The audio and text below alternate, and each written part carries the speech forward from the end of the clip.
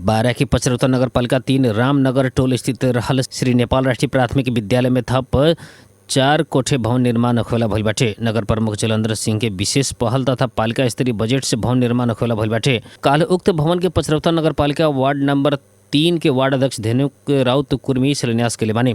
दुतला भवन में दू कक्षा कोठा निर्माण करल जा रहल वार्ड अध्यक्ष धेनुक राउत कुर्मी बतैले बानी। शिलान्यास कार्यक्रम में नगर प्रमुख जलेन्द्र सिंह, समाजसेवी भैराम साहनी, अवध किशोर प्रसाद यादव, विनोद पटेल, विद्यालय के प्रधानाध्यापक, शिक्षक, अभिभावक तथा स्थानीय सबके उपस्थिति रहल रहे। रौतहट के दुर्गा भगवती गाँव पालिका में आर्थिक अनियमितता आ भ्रष्टाचार के आरोप में उजुरी पड़ल बाटे। प्रतिनिधि सभा अंतर्गत के राज्य व्यवस्था तथा सुशासन समिति में स्थानीय लाल बाबू महतो ई बारे उजुरी दिले बानी।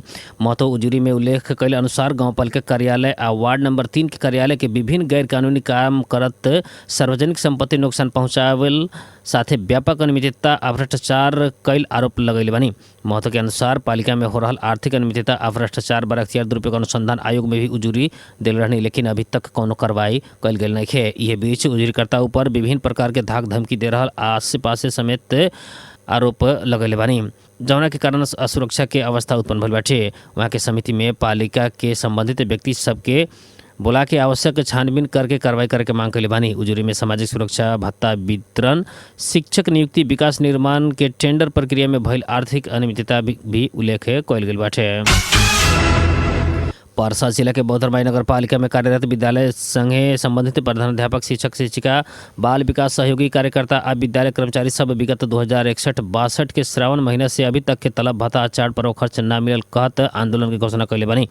नेपाल शिक्षक महासंघ जिला समिति पर्सा यह मिति 2081 माघ 1 गते के बैठक के निर्णय अनुसार चरणबद्ध विरोध कार्यक्रम सार्वजनिक कैले बाटे। नगर पालिका में कार्यरत शिक्षक कर्मचारी सब नियमित रूप में पठन पाठन करैला पर भी आर्थिक के समस्या झेल रहल शिकायत कैले बाटे। लोग समय में ही तलब न मिला से उ लोग के बेटा बेटी के अध्ययन कर रहल विद्यालय से निष्कासन होखे के अवस्था आयल, बैंक के ऋण के ब्याज न तिरला से घर जमीन नीलाम होखे के स्थिति में पुगल, दैनिक जीवन यापन आ विद्यालय आवे जाए वाला ईंधन के समेत अभाव भइल उ लोग बतैले बाटे। विगत लंबा समय से तलब न मिला पर शिक्षक कर्मचारी सब आर्थिक संकट में पड़ल बानी।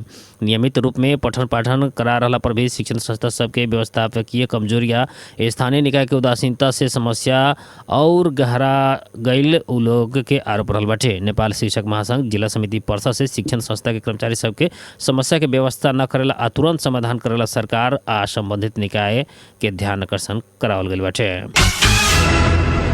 प्रादेशिक अस्पताल कलिया के रोगी सब निजी अस्पताल द्वारा अपहरण शैली में इलाज करेला ले गईल शिकायत बढ़ल गई बाटे। विगत 2-3 वर्ष से कलैया के आसपास में संचालित 6 से ज्यादा निजी अस्पताल सब ई कार्य कर रहल स्थानीय सबके कहनाम रहल बाटे। विशेषतः दुर्घटना में पड़ल, प्रसूति, हार्ट जोड़नी, विष सेवन लगायत के आकस्मिक उपचार आवश्यक पड़े वाला रोगी सबके निजी अस्पताल के ही कर्मचारी सबके सहयोग में अपन संस्था में महंगा शुल्क लेके इलाज करावत आयल शिकायत बाटे। कितना डॉक्टर लोग रोगी सबके अपन कार्यरत निजी अस्पताल में जायला दबाव भी दे रहल बाटे। लोग सरकारी अस्पताल के सेवा बढ़िया नइखे, बेड खाली नइखे जैसन बहाना में रोगी सबके निजी अस्पताल जायला बाध्य बनावल स्थानीय सबके आरोप रहल बाटे। आकस्मिक कक्ष में आवेला रोगी सबके समेत निजी अस्पताल में जायला दबाव दिहल जा रहल बाटे। निजी अस्पताल सब कलैया अस्पताल में बिचौलिया सबके तैनात कैले बाटे। उ बिचौलिया सब रोगी सबके निजी अस्पताल तरफ ले जाए की भूमिका खेल रहल बा। साथे गाँव से रोगी ले आवे वाला एम्बुलेंस ड्राइवर सब भी कमीशन के आधार में रोगी सबके निजी अस्पताल में पहुंचा रहल बाटे। लोग कलैया अस्पताल से पर्याप्त सेवा सुविधा उपलब्ध करेला पर भी कमीशन के लोभ में रोगी सब निजी अस्पताल ले जाए के प्रवृत्ति रोकल नइखे। स्थानीय सरकारी निकाय आ संबंधित पक्ष सब जल्दीए कदम चालेला आग्रह कैल गेल बाटे। चंद्रपुर नगर पालिका वार्ड नंबर 5 स्थित संतानेश्वर महादेव मंदिर के पछाड़ी में 15 शैय्या अस्पताल के नया भवन निर्माण के शिलान्यास कल गेल बाटे। चंद्रपुर नगर पालिका के प्रमुख संजय काफले अस्पताल भवन के शिलान्यास करत नगरवासी के स्वास्थ्य उपचार सुविधा आ सुलभता प्रदान करके चुनावी वाचा पूरा करे के उद्देश्य संगे नया अस्पताल भवन के शिलान्यास कल गेल बतानी। अस्पताल के निर्माण संघीय सरकार आ चंद्रपुर नगर पालिका दोनों के बजट से होखी। अस्पताल भवन के निर्माण कार्य साहू कंस्ट्रक्शन से 4 करोड़ 9 लाख रुपये के बजट में करी आ एकरा के 3 वर्ष भीतर में संपन्न करे के लक्ष्य रखल गेल बाटे। अस्पताल भवन में अंडरग्राउंड पार्किंग लगायत के सभी आधुनिक सुविधा प्रदान कल जाई। नगर प्रमुख काफले थप सुविधा प्रदान करे के कार्य के खातिर थप ठेका प्रक्रिया आगे बढ़ावे के भी बतैले बानी। नया अस्पताल भवन निर्माण से चंद्रपुर नगर पालिका के नागरिक सबके उत्कृष्ट स्वास्थ्य सेवा आ सुविधा संपन्न उपचार प्रदान करे के विश्वास कल गेल बाटे। ई परियोजना से नगरवासी के स्वास्थ्य समस्या के समाधान करत चुस्त आ सक्षम स्वास्थ्य सेवा व्यवस्थापन में योगदान पहुंची। चंद्रपुर नगर पालिका के प्रमुख काफले अस्पताल भवन निर्माण के नगरवासी के खातिर बड़का उपलब्धि आ स्वास्थ्य सेवा में महत्वपूर्ण कदम के रूप में देख ले बानी। सर्लाही के हरिवन नगर पालिका 5 के स्थानीय खाने पानी के चरम अभाव भोगे में बाधे भइल बाटे। 6 वर्ष से खाने पानी आयोजना निर्माण संपन्न भले पर स्थानीय वासी काकाकुल बनल बाटे। लोग वर्षों से पानी के समस्या समाधान न भइल सिद्धार्थ टोल निवासी सरिता लामा शिकायत कैले बानी। लामा के आंगन में गाड़ल ट्यूबवेल से आर्सेनिक युक्त पानी आवे लगला बाद वहाँ के ट्यूबवेल के पानी प्रयोग बंद कैले बाड़ी। हरिवन नगर पालिका 5 निवासी प्रेम शीला कुमारी शाह के भी समस्या वैसे बाटे। खाने पानी किन के खाए के पड़ रहल वहाँ के बतैल बानी। पानी के अभाव में पशुपालन करेला समेत समस्या भइल उनकर शिकायत बाटे। अभी उपभोक्ता समिति से डीप बोरिंग से पानी वितरण शुरू कैले बाटे। बोरिंग से पानी वितरण कैले पर विद्युत खर्च बहुत होखल सिद्धार्थ टोल खाने पानी तथा साफ सफाई उपभोक्ता समिति के अध्यक्ष मनोज लामा शिकायत कैले बानी। नगर जिला खाने पानी प्रदेश तथा संघीय सरकार तक पुगला पर भी आश्वासन बाहे कुछ भी न मिलल उक्त वार्ड के वार्ड अध्यक्ष नागेंद्र शाह बतैले बानी। प्रदेश के भइल योजना भइल ताकेता कैला पर भी अटेर कैल नगर पालिका प्रमुख रमेश बुढ़ातोकी के नाम रहल बाटे। डिवीजन खाने पानी तथा सर सफाई कार्यालय मलंगवा के निमित्त प्रमुख रामनाथ शाह प्राप्त बजट अभाव के चलते काम संपन्न होकर न सकल बतैले बानी। 1 वर्ष में निर्माण संपन्न करे वाला करके 2077 साल सावन 20 गते कमलेश निर्माण सेवा लक्ष्मीपुर 5 सरलाई से ओवरहेड निर्माण के ठेका लिहल गेल रहे। कंपनी 74,99,342 रुपया 27 पैसा में ठेका ले रहे।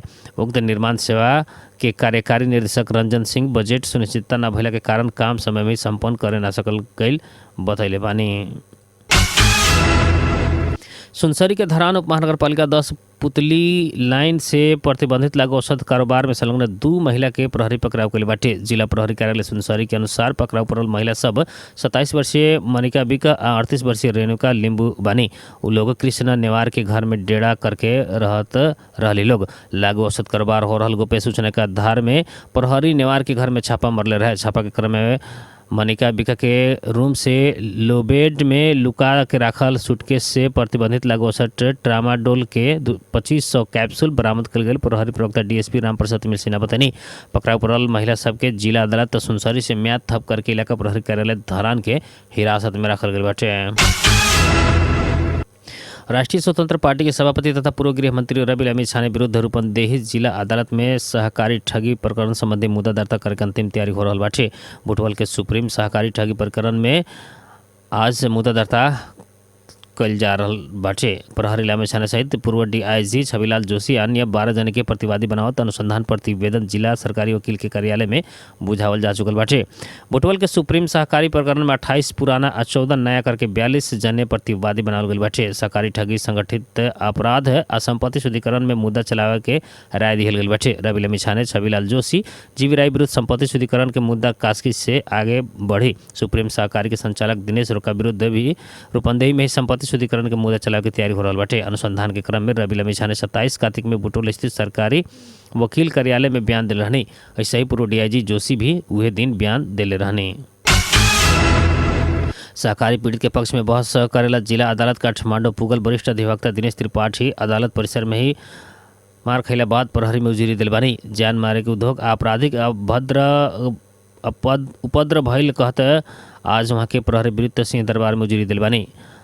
काल त्रिपाठी काठमांडू जिला अदालत में रसपा के कार्यकर्ता से पिटाई खेले बानी। काठमांडू के स्वर्ण लक्ष्मी सहकारी ठगी प्रकरण में रसपा के सभापति रवि अमित शाह के विपक्ष में बहस करेला अदालत गए वहाँ के रवि के ही कार्यकर्ता से मारपीट कल गई है। उ घटना के चौतरफी आलोचना भी हो रहा बाटे। त्रिपाठी ऊपर के आक्रमण प्रति नेपाल बार एसोसिएशन जिला बार सहित विभिन्न राजनीतिक दल सब विज्ञप्ति जारी करके भर्त्सना कैले बाटे। त्रिपाठी ऊपर आक्रमण करे वाला एक जने के काल ही प्रहरी पकड़ाव कर चुकल बाटे। दोलखा के तमाकोसी गाँव पालिका 1 के घर भइल अभी ललितपुर रहे वाला ललित केसी काल ही पकड़ाव पड़ल बानी। ई बारे था अनुसंधान हो रहा प्रहरी जानकारी दिले बाटे।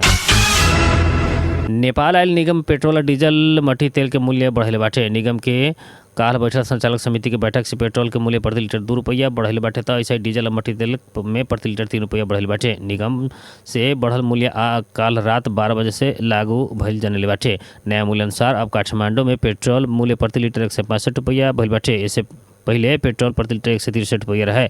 ऐसे ही डीजल और मट्टी तेल के प्रति लीटर 156 रुपया पड़े वाला भइल बाटे। इससे पहले डीजल और मट्टी तेल प्रति लीटर 153 रुपया रहे।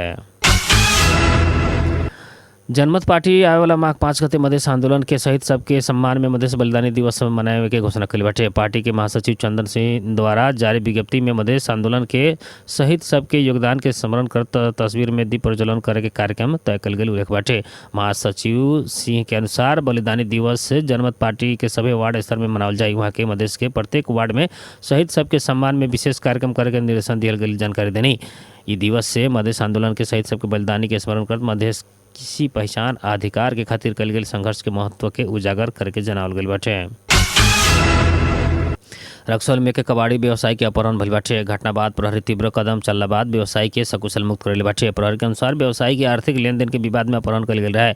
अपहरण के घटना बाद एसपी स्वर्ण प्रभात खुद घटनास्थल के जानकारी देत रक्सौल थानाध्यक्ष आ अन्य प्रहरी इकाई के अपहरित के तत्काल उद्धार करेला निर्देशन दिल रहने। रक्सौल प्रहरी तत्काल खबरी सब परिचालन करत घटनास्थल के मुआयना कैलक आ व्यवसायिक परिवार संगे घटना संबंधी विवरण संकलन कैलक। व्यवसायिक के परिवार अपहरण में रामबाबू सुजीत सिंह के संलग्नता रहल प्रहरी के जानकारी देनी। प्रारंभिक अनुसंधान से अपहरण आर्थिक लेनदेन के कारण भइल पुष्टि भइल बाटे। व्यवसायी से 3 कट्ठा जमीन किने के समझौता कैला पर भी ओकरा रकम भुगतानी न कैल आ ई कारण अपहरण भइल खुलल बाटे। प्रहरी के सक्रियता देख के अपहरणकर्ता सब व्यवसायी के पंचायती करे के बहाना में छोड़ले रहे, लेकिन व्यवसायी तत्काल प्रहरी के संपर्क में अइले के साथे अपन घर में भी न लौटला बाद प्रहरी के थप चुनौती के सामना करे के पड़ल रहे। पिछला जानकारी अनुसार व्यवसायी से खुद के लुका के अपहरण में संलग्न रामबाबू आ सुजीत सिंह के जेल भेजे के चाहत रहे ताकि आर्थिक लेन देन के संबंधी दबाव अंत होके। अपहरणकारी सब व्यवसायी के सैनिक रूट से पिस्तौल दिखा के जबरदस्ती कार में राख ले गई रहे। प्रहरी के अनुसंधान से अपहरण व्यवसायी अपहरणकर्ता बीच के आर्थिक विवाद के ही कारण भइल देखल गई बाटे। प्रहरी घटना के थप अनुसंधान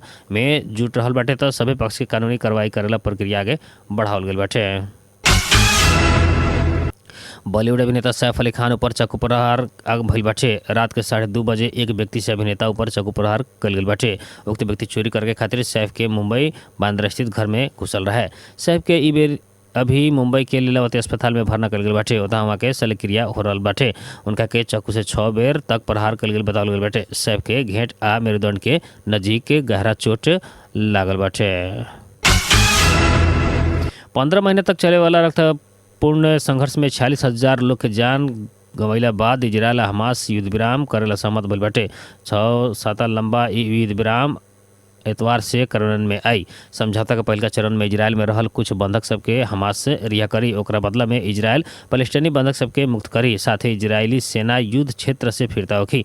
युद्ध विराम के पालना सुनिश्चित करेला ई अवधि में वार्ता भी जारी रही। इजरायली प्रधानमंत्री बेंजामिन नेतन्याहू के लिकुड पार्टी के कुछ सदस्य आ वामपंथी नेता सब युद्ध विराम के विरोध कैला पर भी संयुक्त राष्ट्र संघ, अमेरिका, कतार आ इजिप्ट जैसन देश सब इस समझौता के स्वागत कइल बाटे। समझौता से लाखों विस्थापित गाजावासी के अपन घर लौटे के अनुमति देले बाटे त बंधक सबके सुरक्षित रिहाई के आशा जागल बाटे।